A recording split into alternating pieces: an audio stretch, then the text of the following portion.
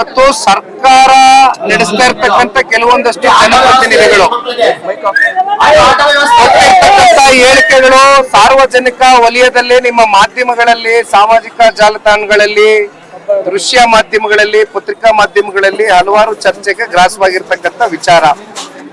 ಇಲ್ಲಿ ರೈತರೇ ಇಲ್ಲ, ರೈತರಿದ್ರು ಕೂಡ ವ್ಯವಸಾಯ ಮಾಡ್ತಾ ಇರ್ತಕ್ಕಂಥ ಜನವೇ ಇಲ್ಲ ಅಂತಕ್ಕಂಥದ್ನ ಕೆಲವೊಂದಷ್ಟು ಜನ ಏನ್ ಬಿಂಬಿಸ್ಲಿಕ್ಕೆ ಹೊರಟಿದ್ದಾರೆ. ಅದಕ್ಕೋಸ್ಕರ ನಾನು ಇವತ್ತು ಮಾಧ್ಯಮದ ಸ್ನೇಹಿತರಿಗೂ ಕೂಡ ಮನವಿಯನ್ನ ಮಾಡ್ತೇನೆ. ನಮ್ ಎಲ್ಲರ ಜವಾಬ್ದಾರಿ ಇದೆ. ಇಲ್ಲಿ ನಾನು ಪ್ರಾರಂಭದಲ್ಲಿ ಮಾತಾಡ್ಬೇಕಾದ್ರೆ ನಾನಾಗ್ಲಿ ಮಂಜಣ್ಣ ಅವರಾಗ್ಲಿ ಒಂದ್ ಮಾತು ಹೇಳಿದ್ವಿ, ಇಲ್ಲಿ ರಾಜಕಾರಣ ಮಾಡ್ತಕ್ಕಂಥದ್ದಾಗ್ಲಿ, ರಾಜಕಾರಣ ಬೆರೆಸ್ತಕ್ಕಂಥದ್ದಾಗ್ಲಿ ಇದು ವೇದಿಕೆ ಅಲ್ಲ. ಇದು ರೈತರ ಬದುಕಿನ ಪ್ರಶ್ನೆ. ರೈತರ ಬದುಕಿನ ಜೊತೆಯಲ್ಲಿ ಚಲ್ಲಾಟ ಆಡ್ತಾ ಇರ್ತಕ್ಕಂಥ ಈ ರಾಜ್ಯ ಸರ್ಕಾರ ಬಹುಶಃ ಈ ಒಂದು ಪ್ರಾಜೆಕ್ಟ್ ನ ರೈತರಿಗೆ ಅನುಕೂಲ ಮಾಡ್ಕೊಡ್ಬೇಕು ಅನ್ನೋದಕ್ಕಿಂತ ಹೆಚ್ಚಾಗಿ ರೈತರ ವಿನಾಶಕ್ಕೆ ಕಾರಣ ಆಗ್ತಾ ಇದೆ. ಇದು ಒಂದ್ ರೀತಿ ಪ್ರತಿಷ್ಠೆಗೆ ತಗೊಂಡಂತೆ ಕಾಣ್ತಾ ಇದೆ. ಇಲ್ಲಿ ಯಾರದೇ ಪ್ರತಿಷ್ಠೆಯ ಪ್ರಶ್ನೆ ಆಗಿರಬಾರ್ದು ಇದು. ಯಾಕೆಂದ್ರೆ ಇಲ್ಲಿ ರೈತರು ಅವರ ಪಿತ್ರಾರ್ಜಿತ ಆಸ್ತಿಯನ್ನ ಉಳಿಸ್ಕೊಳ್ತಕ್ಕಂಥದಕ್ಕೆ ಅವರು ಉಳುಮೆ ಮಾಡುವ ಮೂಲಕ ಇಲ್ಲಿ ತೆಂಗಿರ್ಬೋದು, ಮಾವಿರ್ಬೋದು, ರೇಷ್ಮೆ ಇರ್ಬೋದು, ತರಕಾರಿ ಇರ್ಬೋದು, ಹಣ್ಣಿರ್ಬೋದು, ಹೂ ಇರ್ಬೋದು. ಆಮೇಲೆ ಇದು ಯಾವುದು ಬಂಜರ್ ಭೂಮಿ ಅಲ್ಲ, ಇದು ಫಲವತ್ತಾದಂತ ಒಂದು ಭೂಮಿ, ಫಲವತ್ತಾದಂತ ಒಂದು ಜಮೀನುಗಳಲ್ಲಿ ಇವರು ವ್ಯವಸಾಯ ಮಾಡ್ಕೊಂಡಿದ್ದಾರೆ. ಆಮೇಲೆ ಇಲ್ಲೇನ್ ಎಲ್ಲರೂ ಏನ್ ದೊಡ್ಡ ರೈತರೇನಿಲ್ಲ.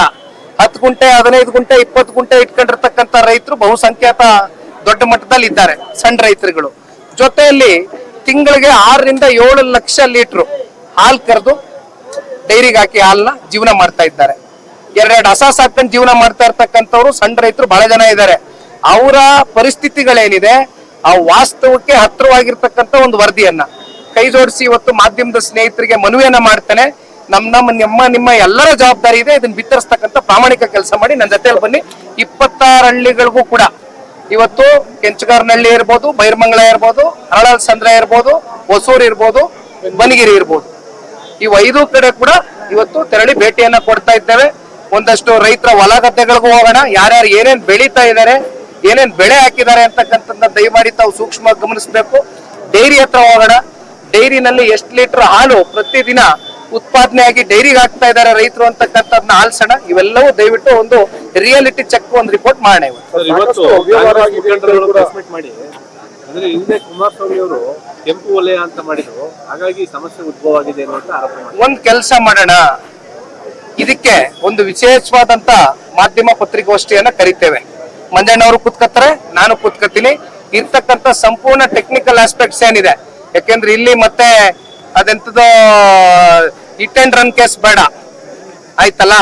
ಹಿಟ್ಟು ಇಲ್ಲ, ರನ್ನು ಇಲ್ಲ. ನಾವ್ ಇರೋದು ಇಲ್ಲಿ ಸ್ಟೇಗೆ, ನಾವಿಲ್ಲಿ ರೈತರ ಜೊತೆಲಿ ಇದೀವಿ. ಅದಕ್ಕೆ ಅವ್ರು ಏನೇನ್ ಪ್ರಶ್ನೆಗಳು ಕೇಳಿದಾರೆ ಎಲ್ಲದಕ್ಕೂ ಟೆಕ್ನಿಕಲ್ ಆಗಿ ಉತ್ತರ ಕೊಡೋಣ, ಆಯ್ತಲ್ವಾ. ಸಾಕಷ್ಟು ಅವ್ಯವಹಾರ ಆಗಿದೆ ಅಂತ ಹೇಳಿ ಸಾಕಷ್ಟು ಸರ್ಕಾರಿ ಜಮೀನುಗಳನ್ನ ಜಿಲ್ಲಾಧಿಕಾರಿಗಳಾಗಿರ್ಬೋದು, ಜಿಲ್ಲಾ ಅಧ್ಯಕ್ಷಗಳಾಗಿರ್ಬೋದು ಅಕ್ರಮವಾಗಿ ಬೇನಾಮಿ ಮಾಡ್ಕೊಂಡಿದ್ದಾರೆ ಅಂತ ಕೂಡ ಒಂದು ಆರೋಪ ಮಾಡಿದ್ರು. ಈ ಬಗ್ಗೆ ದೂರ ಏನಾದ್ರು ಕೊಡ್ತಾ ಇದ್ರೆ ಯಾವ ತರ? ಇದು ಮಂಜಣ್ಣ ಅವರು ಈಗಾಗಲೇ ಮಾತಾಡಾಗಿದೆ. ಈ ವಿಚಾರಕ್ಕೆ ಸಂಬಂಧಪಟ್ಟಂತೆ ಮಾತಾಡಬಾರದು ಅಂತ ಕೋರ್ಟ್ ಕಡೆಯಿಂದ ಯಾರೋ ಒಬ್ರು ಸ್ಟೇ ತಗೊಂಡಿದಾರಂತೆ. ಇನ್ನು ನಮ್ಗೆ ಆ ಸ್ಟೇ ಕೈಗೆ ಬಂದಿಲ್ಲ, ನಾವು ನೋಡಿಲ್ಲ. ಹಾಗಾಗಿ ನಾನ್ ಮಾತಾಡುವಂತದ್ದು ಬೇಡ. ಮಂಜಣ್ಣ ಅವ್ರು ಹೇಳಿದ್ದಾರೆ, ಇದ್ರ ಬಗ್ಗೆ ಮಂಜಣ್ಣ ಅವರೇ ಉತ್ತರ ಕೊಡ್ತಾರೆ. ಒಂದ್ ಕಡೆ ಕುಮಾರಸ್ವಾಮಿ ಅವರು ಆಕ್ಟಿವ್ ಇದ್ದಾರೆ ಈ ಒಂದು ಪ್ರಕರಣದಲ್ಲಿ, ನಿಖಿಲ್ ಕುಮಾರಸ್ವಾಮಿ ಅವರು ಆಕ್ಟಿವ್ ಇದ್ದಾರೆ, ಮಂಜು ಅವರು ಆಕ್ಟಿವ್ ಇದ್ದಾರೆ. ಆದ್ರೆ ನಿಮ್ಮ ಅಂಗಪಕ್ಷ ಏನ್ ಬಿಜೆಪಿ ಇದೆ, ಬಿಜೆಪಿ ನಾಯಕರುಗಳು ಯಾಕೆ ಸೈಲೆಂಟ್ ಆಗಿದಾರಲ್ಲ?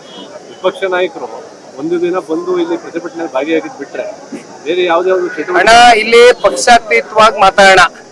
ಈಗ ನಾವು ಇಲ್ಲಿ ಬಂದಿರೋದು JDS ಪಕ್ಷದವರಾಗಿ ಬಂದಿಲ್ಲ. ನಾನು ಮಾತಾಡ್ಬೇಕಾದ್ರೆ ಮೇಲ್ಗಡೆಯಿಂದ ಪ್ರಾರಂಭಿಕ ಹಂತದಲ್ಲಿ ನಾನಾಗ್ಲಿ ಮಂಜಣ್ಣ ಅವರಾಗ್ಲಿ ಒಂದು ರಿಕ್ವೆಸ್ಟ್ ಮಾಡಿದೀವಿ. ಜನತಾದಳ ಪಕ್ಷದ ಮುಖಂಡರು, ಕಾರ್ಯಕರ್ತರಂತ ಇವೆರಡು ಪಂಚಾಯತಿಗಳಲ್ಲಿ ಗುರ್ಸ್ಕೊಂಡಿದ್ದೀರಿ. ದಯವಿಟ್ಟು ಇವತ್ತು ಪಟಾಕಿ ಹಚ್ಚೋದಾಗ್ಲಿ, ಶಾಲು, ಹಾರ, ಪೇಟ ತಗೊಂಡ್ಬಂದು ಒತ್ಸೋದಾಗ್ಲಿ ದಯವಿಟ್ಟು ಮಾಡಬೇಡಿ. ಜೊತೆಯಲ್ಲಿ ಇವರು ರೈತರ ಜೊತೆ ನಿಜವಾಗ್ಲೂ ಸಂಕಷ್ಟಕ್ಕೆ ಒಳಗಾಗಿರ್ತಕ್ಕಂಥ ರೈತರ ಜೊತೆನಲ್ಲಿ ಸಂವಾದ ಮಾಡ್ತಕ್ಕಂಥದಕ್ಕೆ, ಅವ್ರ ನೋವುಗಳೇನಿದೆ, ಅವ್ರ ಸಂಕಷ್ಟಗಳೇನಿದೆ ಅರ್ಥ ಮಾಡ್ಕೊಳ್ತಕ್ಕಂಥದ್ದಕ್ಕೆ ಅವಕಾಶ ಮಾಡಿ ಅಂತ ಹೇಳಿದ್ದೀನಿ. ಇಲ್ಲಿ ಆ ಪಕ್ಷ ಈ ಪಕ್ಷ ಅಂತಕ್ಕಂಥ ತಾರತಮ್ಯ ಮಾಡೋದು ತಡ ಇದೆ.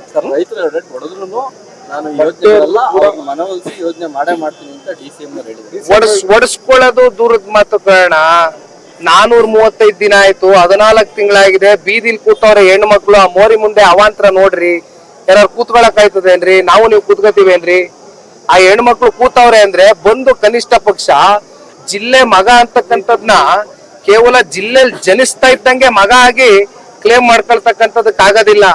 ಜಿಲ್ಲೆ ಜನ ಸಂಕಷ್ಟದಲ್ಲಿದ್ದಾಗ ನಿಮ್ಮನ್ನ ನೋಡಿ ಜಿಲ್ಲೆಯ ಜನ ಆಯ್ತಪ್ಪ ಪೆನ್ನು ಪೇಪರ್ ಕೇಳದಂತ ನಾಯಕರಿಗೆ ಪೆನ್ನು ಪೇಪರ್ ಎಲ್ಲ ಕೊಟ್ಬಿಡುವ ಅಂತ ಕೊಟ್ಟಾದ್ಮೇಲೆ ಕೊನೆಗೆ ಇವತ್ತು ಜನಕ್ಕೆ ಏನ್ ಕೊಟ್ಟಿದ್ದೀರಿ? ಚೊಂಬ್ ಕೊಟ್ರ? ಬಂದ್ ಕೇಳ್ಬೇಕಲ್ವಾ? ಯಾರಾದ್ರೂ ಬಂದಿದಾರ ಇಲ್ಲಿವರೆಗೂ ಜನಪ್ರತಿನಿಧಿಗಳು? ಈ ಜಿಲ್ಲೆ ನಾಯಕರು ಅಂತ ಹೇಳ್ಸ್ಕೊಂಡವ್ರು ಜಿಲ್ಲೆ ಮಕ್ಕಳು ಬಂದವ್ರೇನ್ರಿ? ನಾವು ಟೆಕ್ನಿಕಲಿ ಜಿಲ್ಲೆನಲ್ಲಿ ಹುಟ್ಟದೇ ಇರ್ಬೋದು, ಈ ಜಿಲ್ಲೆಗಳಲ್ಲಿ ನಮ್ಮ ಭಾವನೆ ಅಡಗಿದೆ ಈ ಜಿಲ್ಲೆನಲ್ಲಿ. ಜಿಲ್ಲೆ ಜನದ ಜೊತೆ ಬನ್ನಿ. ರೈತರು ಬೀದಿಲ್ ಕೂತಿದ್ದಾರೆ, ಅವ್ರು ಜೈಲಿದ್ದಾರೆ ಸರ್. ಅಧಿಕಾರ ದೊಡ್ಡ ಮಟ್ಟದ ಡಿಸಿಎಂ ಆಗಿ ಒಬ್ರು ಈ ಬಗ್ಗೆ ತಲೆ ಕೆಡಿಸ್ಕೊಂಡ್ರೆ ಅಧಿಕಾರನೇ ಮುಖ್ಯ ಆಗಿದೆ. ಆಗಲೇ ಪಟಾಕಿ ಹೊಡೆದು ಸಿಹಿ ಎಲ್ಲ ಹಂಚಿ ಸಂಭ್ರಮಾಚರಣೆ ಇದೆ. ನೋಡಿ ಅಣ್ಣ, ಇದ್ರ ಬಗ್ಗೆ ನಾನು ಹೆಚ್ಚಾಗಿ ಏನ್ ಪ್ರತಿಕ್ರಿಯೆ ಕೊಡ್ಲಿಕ್ಕೆ ಹೋಗಲ್ಲ. 136 ಅದೆಷ್ಟು ಸಿಂಗಲ್ ಲಾರ್ಜೆಸ್ಟ್ ಮೆಜಾರಿಟಿ ಪಾರ್ಟಿಯಾಗಿ ಹೊರಹೊಮ್ಮಿದೆ ಕಾಂಗ್ರೆಸ್, ಆಡಳಿತದಲ್ಲಿದೆ, ಸರ್ಕಾರ ನಡೆಸ್ತಾ ಇದ್ದಾರೆ. ಇಲ್ಲಿ ಯಾರು ಮುಖ್ಯಮಂತ್ರಿ ಆಗ್ತಾರೋ, ಯಾರು ಉಪಮುಖ್ಯಮಂತ್ರಿ ಕುರ್ಚಿ ಖಾಲಿಯಾಗಿ ಅಲ್ಲೋ ಕೂತ್ಕೋತಾರೋ, ಅಥವಾ ಯಾರು ಆ ಪಕ್ಷದ ಅಧ್ಯಕ್ಷ ಸ್ಥಾನ ಖಾಲಿಯಾಗಿ ಅಲ್ಯಾರೋ ಕೂತ್ಕೋತಾರೋ ಅನ್ನೋದ್ರ ಬಗ್ಗೆ ನಾನು ಇಲ್ಲಿ ಪ್ರತಿಕ್ರಿಯೆ ಕೊಡ್ಲಿಕ್ಕೆ ಸಿದ್ಧ ಇಲ್ಲ. ಅವ್ರ ಪಾರ್ಟಿಗೆ ಬಿಟ್ಟಿರ್ತಕ್ಕಂಥ ವಿಚಾರ ಮುಂದೆ ಚರ್ಚೆ ಮಾಡೋಣ.